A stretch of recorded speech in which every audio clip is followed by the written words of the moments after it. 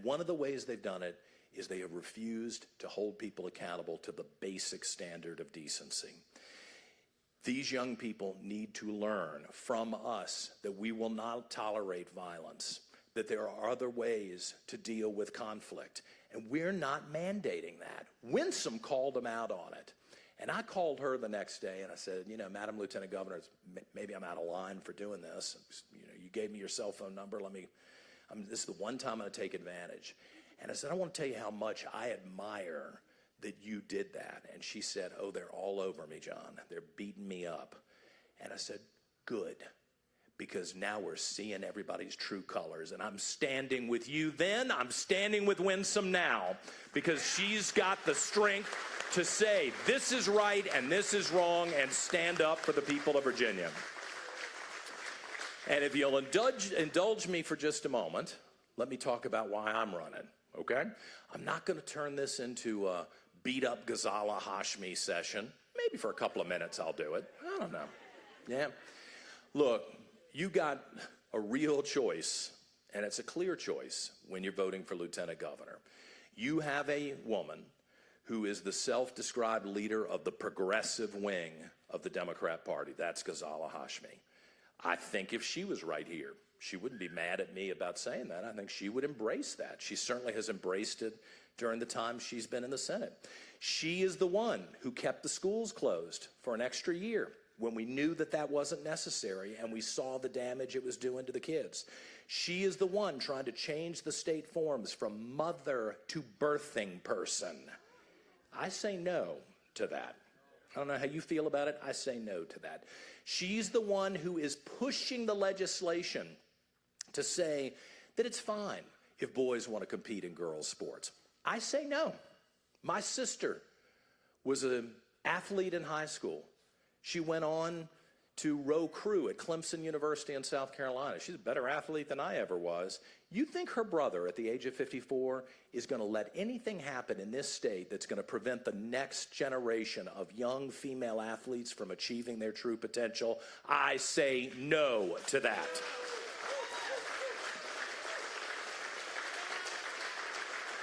And here's another issue that everybody says, John, don't bring it up. Well, I'm going to bring it up. You know, when the consultants tell you not to bring something up, you're usually just about to touch the nerve. And I don't have any problem doing that.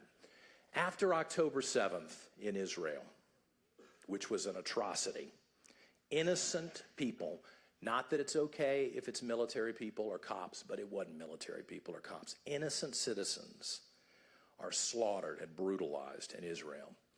Ghazala Hashmi, who has previously been out marching with the Hamas protesters in Richmond, decides that she will have a hearing as the chairwoman of the Education Committee, supposedly to talk about the abuse of students on our colleges and university campuses.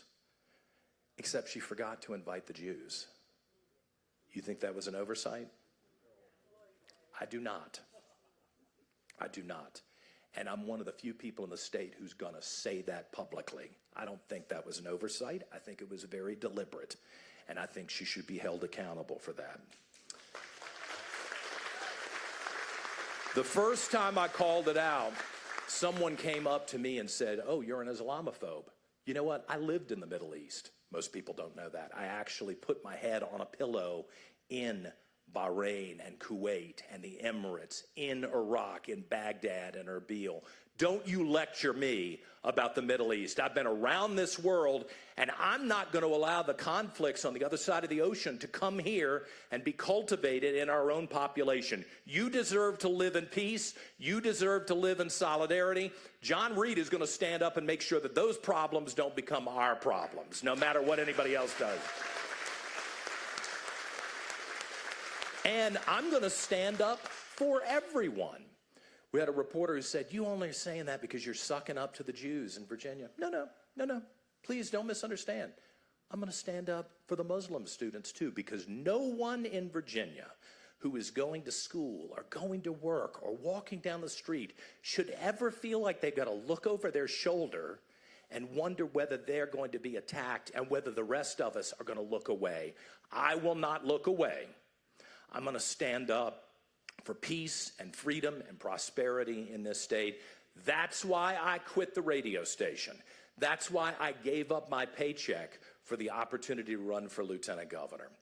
In 2020, in Richmond, when a $250,000 bus was set on fire, when my friends, one of whom I went to elementary school with, were pelted every day with balloons filled with feces and urine, I realized something was wrong. When I saw black-owned businesses burned out and looted by, quite frankly, arrogant white people who dared talk about Black Lives Matter while they were destroying the livelihoods of black families, I realized something was wrong.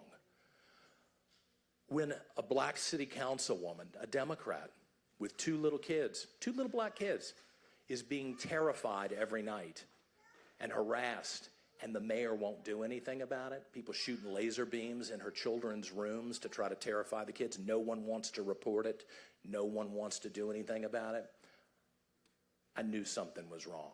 You didn't hear one damn word from the Democrat governor. You didn't hear a word from the Democrat mayor. You didn't hear a word from the Democrat prosecutor. You didn't hear a word from the Democrat city council. You didn't hear a word from the Democrats in the House of Delegates. You didn't hear a word from the Democrats in the state Senate. You know who you heard from every morning on WRVA radio? Me. I was the only person who stood up and said, this is wrong. You don't have to agree with everybody, but we're not going to allow you to abuse people in the state capital of Virginia where American liberty was born. I'm proud of that. I'm glad about that. And I'm going to do the same thing as lieutenant governor anytime that comes up in our faces. For everybody, for everybody. So I'll end as I have with every set of remarks I've given around the state. This is important. Please listen to me. For the people who are undecided, I don't know, maybe they've never voted Republican. I've been reaching out to you. I hope you've seen it. I went to the mosques in Northern Virginia. I went to the temples. I went to the synagogues. I went to the NAACP. I have been to the Baptist General Convention. I walked in a couple of these doors and they looked at me and said, white people, what are you doing here? Well, you're the only one. That's right. I'm going to places where they've never seen a Republican because I think the common values we have will bring people to this party. And all we have to do is extend a hand and try to bring them in and make sure they know that if you send us to the Capitol, if you elect me as lieutenant governor, I promise you, I will be the reasonable man that you've been looking for at the Capitol. I will be the responsible person who makes sure that things don't go off track. I will be respectful of other people, even the people I disagree with. And here's the most important thing. I promise you, every decision that's entrusted with me, I will do my very best to be fair to everybody in the state. And I hope that that will be enough for you to give me your confidence and give me your vote on Tuesday. And I think the Republicans can pull this off and save Virginia. Thank you for all of your hard work. I'm really appreciative of the chance to be with you. Let's go on to victory in 5 more days. Thank you, everybody. Thank you so much.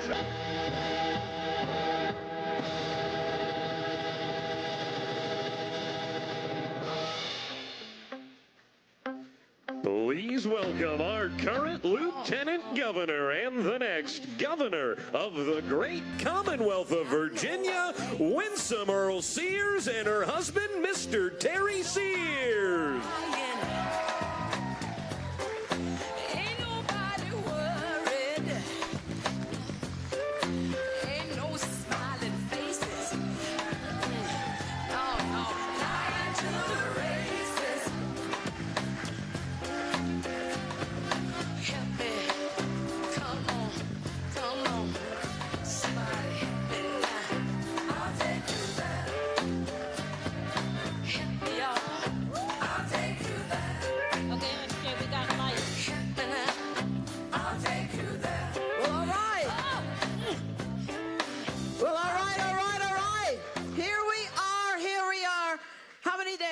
Before Election Day.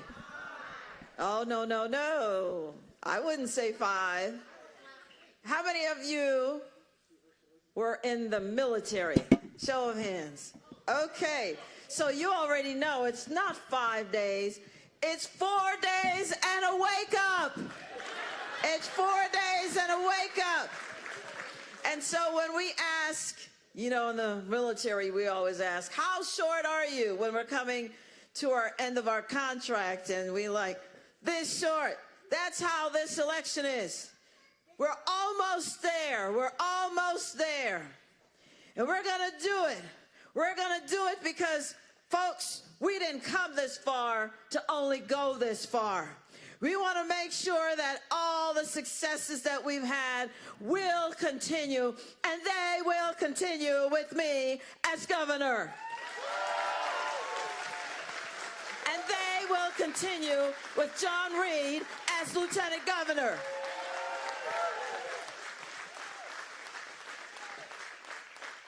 And what are we going to do if we don't get our wonderful delegate in? We must get our delegate in, and they will continue with him.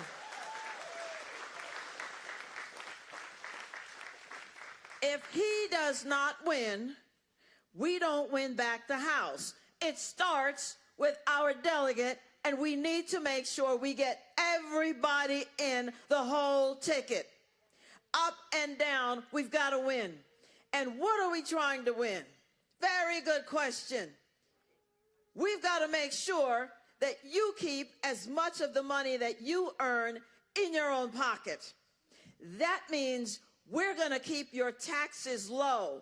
We've already given you back $9 billion, and we're going to keep doing that. But my opponent, Abigail Spanberger, she's already said, oh, nay, nay, because, you know.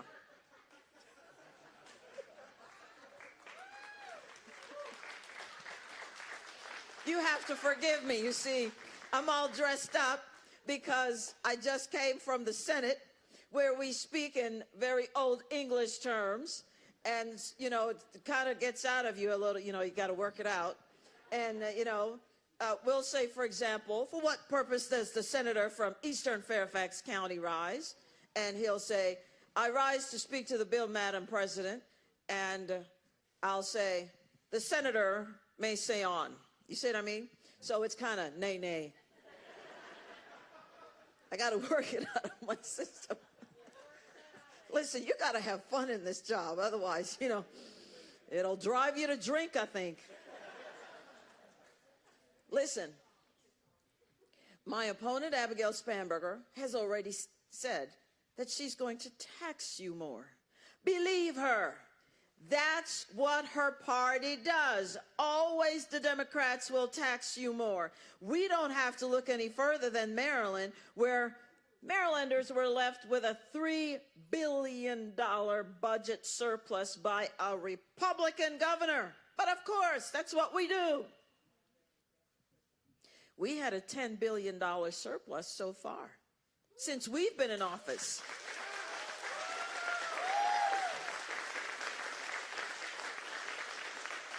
But guess what? In Maryland, folks, with a Democrat governor, they are now, he's only been in office 2 years, they are now $3 billion in the hole. In the hole. And guess what he did to plug that hole? Did he cut government programs that are not working because you already have 10 of them, and my God, 10 of them we don't need because this 5 are doing just fine and those are just wasting the taxpayers' money? Did he do that? No. He kept all those programs and added some more, and then he taxed the people, taxed the Marylanders. And here's the problem. Some of those people, he couldn't have taxed them until the Democrats in the legislature agreed to it. And Democrats control the whole shebang there. So they taxed them, and then those business owners who are Democrats started moving their businesses to Virginia. And the question was, well, why are you doing it? Wait for it. They said, because the taxes are too high. But you just voted for those taxes. But we're not complaining. You know what we're going to do? I think we should put up a billboard between us and Maryland, facing Maryland, that says, bring your business to Virginia where the taxes are low. That's what we should do.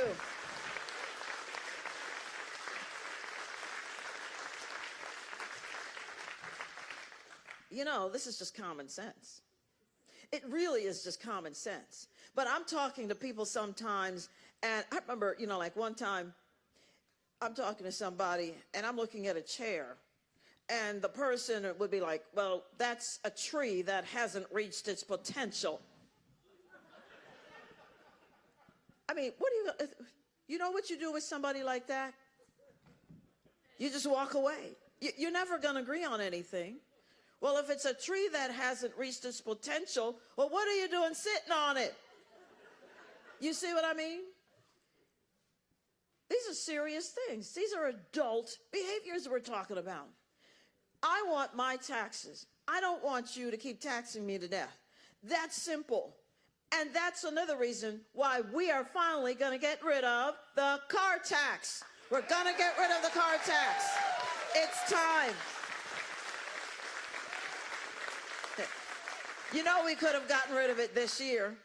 You would never have seen a bill this year because Governor Youngkin, otherwise known as the tall guy, Governor Youngkin, put it in his budget to get rid of it. And the Democrats said no. That's right. That's what I'm talking about. Democrats said no. But really, we already know Democrats always want more of your tax money because when they won back the House and kept the Senate last year, they immediately put in a bill to take $4 billion from you in a tax increase. $4 billion, because they have programs they want to spend the money on. Your money. And let me tell you, they're wasting your money right now because they pulled me back off the campaign trail and into session again, and they pulled your delegate back into session so he can't campaign. And it's costing you almost $1 million because you got to pay us to show up. You got to pay us to lodge. You got to pay us for travel. You got to pay us to eat. We didn't want that. The Democrats wanted that. You know why? Because they're trying to get at me because they see the numbers and they know we're going to win. We're going to win. We're going to win. So they're using your tax money for Abigail's benefit. This is what the Democrats do. I don't understand it because, as you know, I'm from another country and that's the kind of stuff we do there. That's the kind of stuff that happens in so many other countries. It's not supposed to happen here. Here's what I want you to also know. Abigail Spanberger was asked in the summer of this year, was she going to redistrict Virginia? And she said no. And Winsome was also asked, was I going to redistrict Virginia? And I said no. Why would we want to do that? We're just fine here. And then Wednesday of last week came, and Abigail Spanberger was offered $150,000 by the Democrat redistricting organization. I know, boo. And the very next day, we are now being called into redistricting by all of the Democrats in the House and in the Senate. So what does that tell you? Abigail Spanberger sold out for Virginia for $150,000, but you know who won't sell out Virginia? Me. I won't sell out Virginia. I won't do that.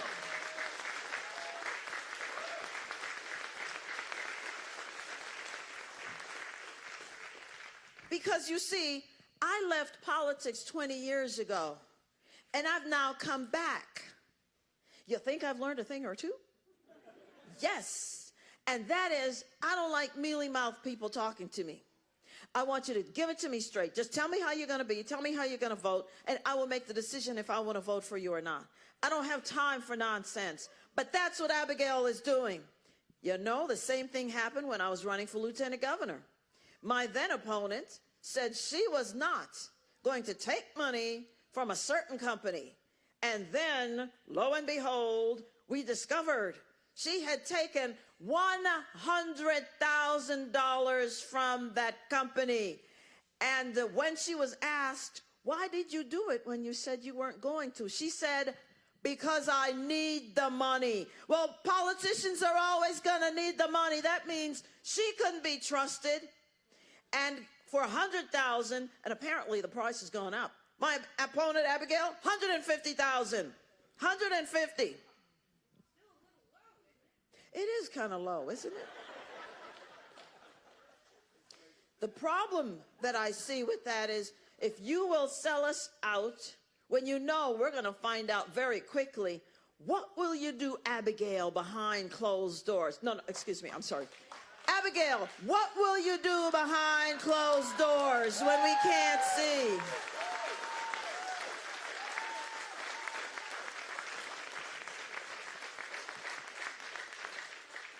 Because I don't know about you, but I'm tired of people lying to me. I'm tired of people just looking out for themselves. And we can do politics a lot better than this. We really can.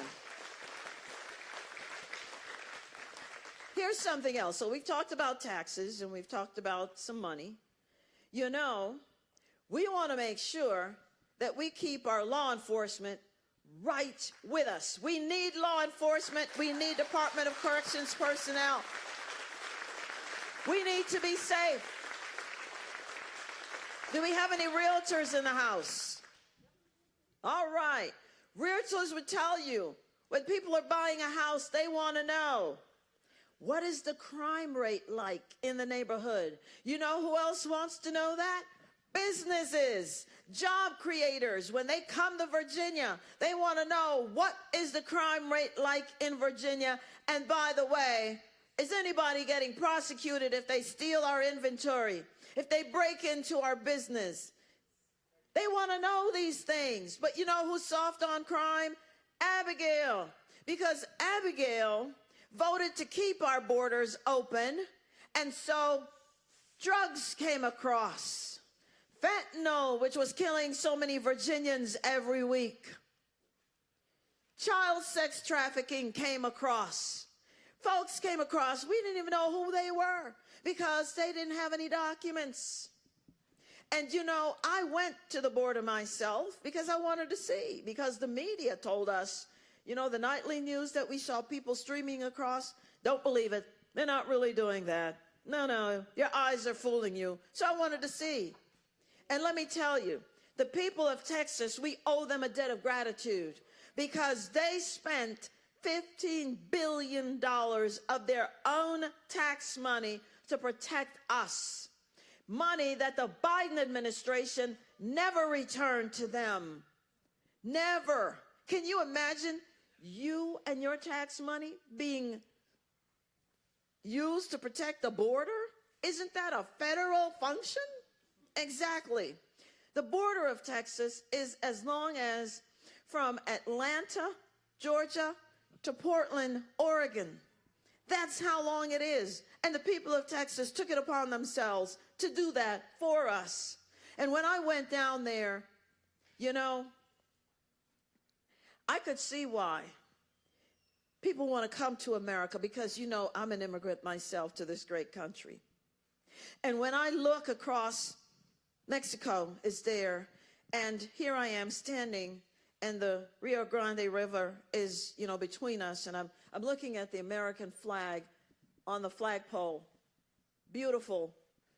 Put up there by a Marine. I'm just saying. Put up there by a Marine.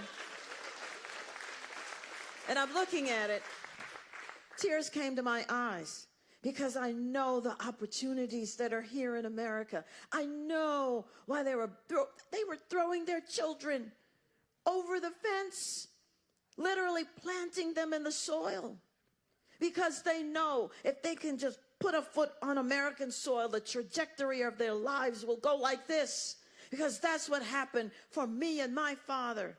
The only difference was My father had to wait in line. My father had to prove that he was not going to be a burden on the American people. My father had to prove that he would be able to take care of himself and then take care of me without any government assistance. My father had to prove all of this before he was led into this wonderful country. And that's all we're saying.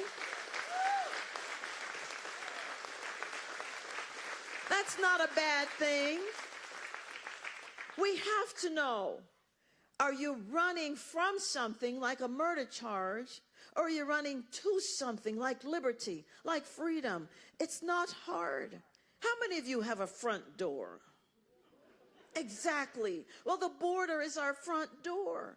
And we want to know who's coming in the front door. Because the first job of any governor is to protect the people of the state in which they govern. That is why they have the title Commander-in-Chief. We must be safe and secure. But Abigail doesn't know how to do that. Here's the thing. She voted against the Lake and Riley Act, which simply said this: if you're a criminal and you're illegally here, you got to go. You got to go back home. Because you said you came for an opportunity, but the opportunity you're taking is to prey upon the very people that actually come from your culture. And then the violence spills out. We found the number 3 MS-13 gang leader right here in Virginia. You know where he is? In some form of deportation status. You're out of here. You are out of here. We found cartel members. We found just about everybody else. Who is a criminal? I'm talking about rapists, pedophiles, murderers. 4,000 plus. They're out of here too. They're gone. We don't want them in Virginia. Abigail Spanberger voted against that when she voted against, again, the Lake and Riley Act. In fact, she also voted to lessen the penalties when crimes are committed in D.C. I'm talking about violent crimes, kidnappings, and things like that. And the bill was so bad that she voted for that when it got to Biden's desk, Biden vetoed it. When he was lucid, he vetoed it. And that's crazy. And you know, when we talk about the then president, it was really not a laughing matter, but Abigail kept showing pictures that she was always in the room with the president at the time, President Biden. And that means she saw his cognitive decline and she said nothing about it. Abigail will not protect us. Abigail is for Abigail. But you know who saw the president's then cognitive decline? The rogue nations of the world. They were in the same rooms. They saw that he was not altogether there, the leader of the free world. And that's why you saw some of the problems that happened throughout the world. We cannot have Abigail. Abigail will not protect us. Abigail is for Abigail. And that's why I ask for your vote on Election Day to make sure we continue forward progress. Forward progress.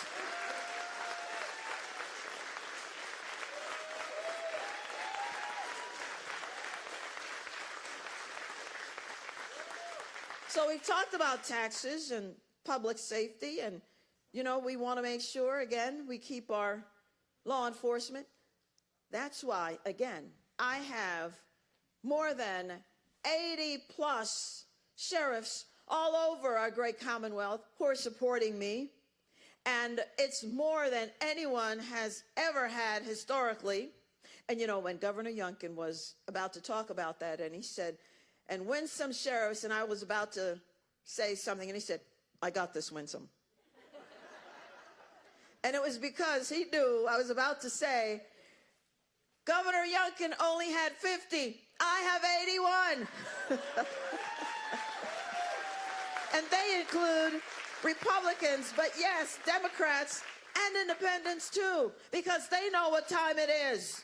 They know that we will protect them. We are the ones, our administration, who boosted their morale, and you saw that people were coming back to protect us. We decompressed their pay and gave them more pay and made them know that we care about them, because when we're running from the violence, they're running to it. Why would we not protect them? When I call 911, I want somebody to show up. You know, this is not hard, but that's not Abigail. She voted to take money from AOC's PAC, which said, sign here that you are going to defund the police. And then she voted for a bill which defunded the police and also got rid of their qualified immunity. Makes no sense. I'm telling you, we can't have her. And now, let's talk about job creation. Listen, we're doing very well. And we're bringing jobs not just in our urban areas in Northern Virginia and Hampton Roads and, Central, but we're pushing jobs out to the Southwest also. We want to make sure every part of Virginia is prosperous. And so we have Merck. Merck is investing $3.5 billion in Virginia. We have... There we go. We got a Merck worker here. That's a real person. We have, as you may also know, AstraZeneca is investing $4.5 billion in Virginia. We also have recently Eli Lilly. They had 400 applications from 46 other states. Yes, folks, we are in competition with other states. Who will get these jobs? Who will get these companies? And they said, we want Virginia. Virginia is the one who got $5 billion. We won the lottery. We won the lottery.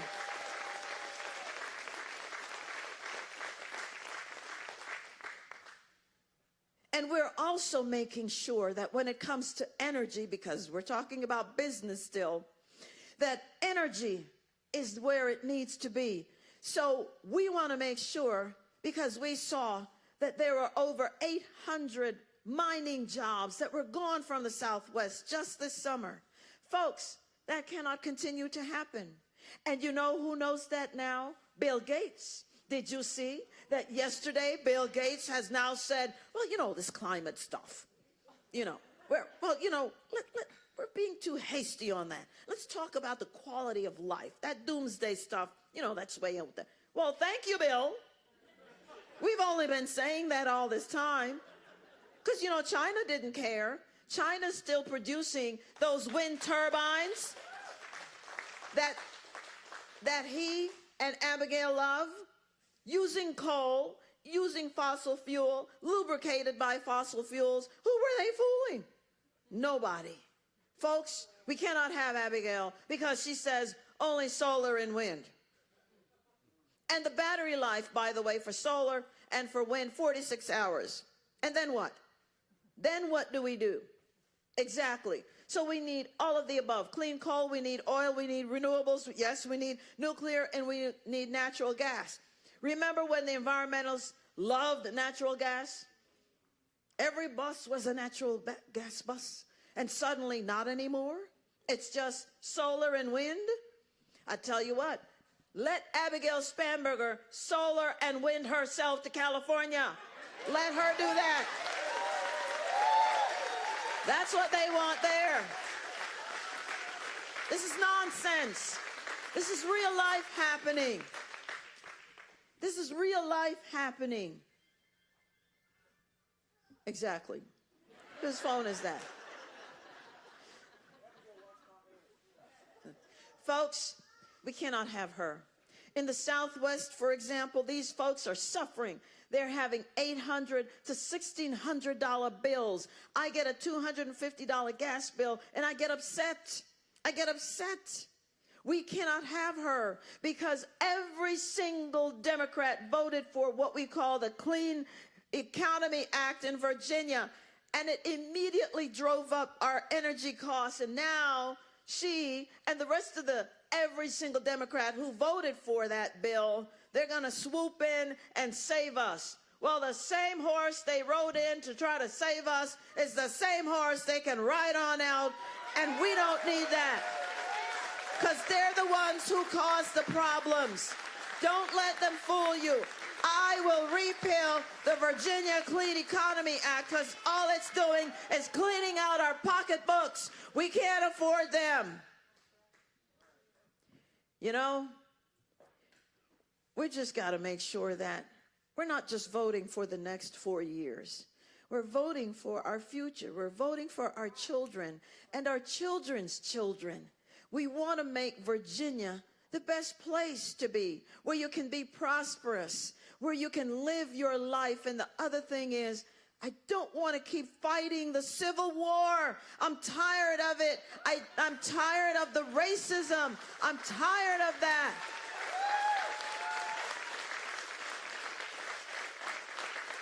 Because for me, racism is not a skin problem, it's a sin problem. That means we all have that issue.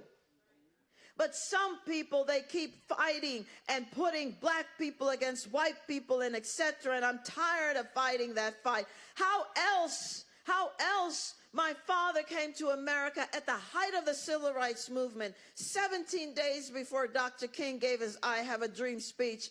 And here I am now, second in command in the former capital of the Confederate States. How is that possible?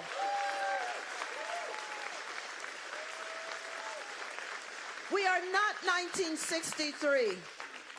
But some politicians, they keep it alive. They will never let the wound heal. They keep picking at the scab and telling you, you need us because of this and that. We don't want that kind of politics. We want to live in peace. We want to live in harmony. And I am so glad that you are going to help us make sure that that continues, because you are going to elect my good friend here, John Reed, for Lieutenant Governor.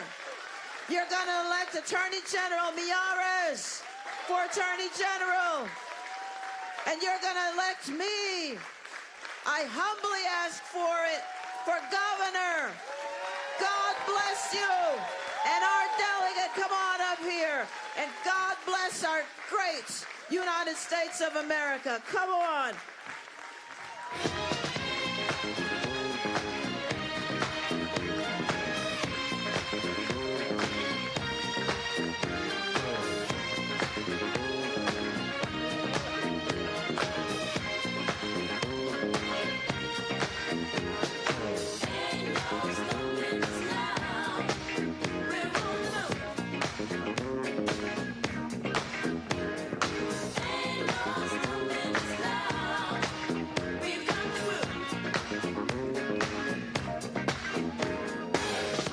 So many things that's held us down, but now it looks like things are finally coming around. I know we've got a long, long way to go, and where we'll end up, I don't know. But we won't let nothing hold us back. We're putting ourselves together, we're polishing up our act. And if you've ever been held down before, I know you refuse to be held down anymore. Don't you let nothing stand in your way. I want y'all to listen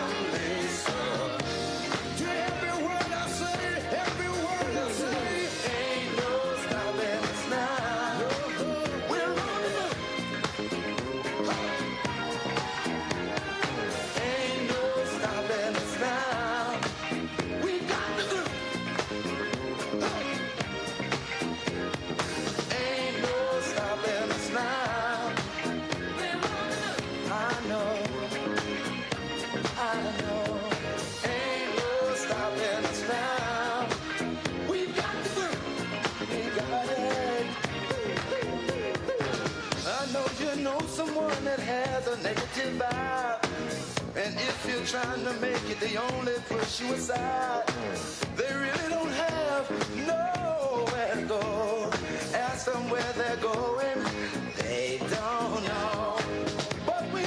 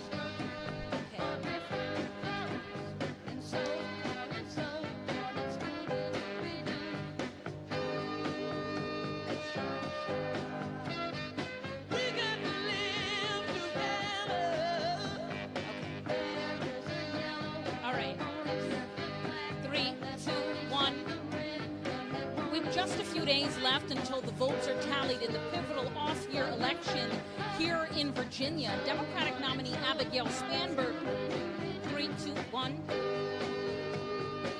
With just a few days left until the votes are tallied in this pivotal 3, 2, 1.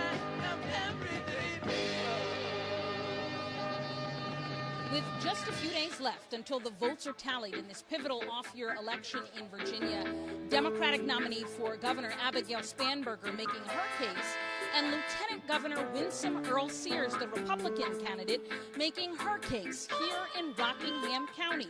A departure for her from the cultural issues that she typically elevates, and instead a focus in the closing days on the economy. She talked about eliminating the car tax and keeping Virginians' taxes low.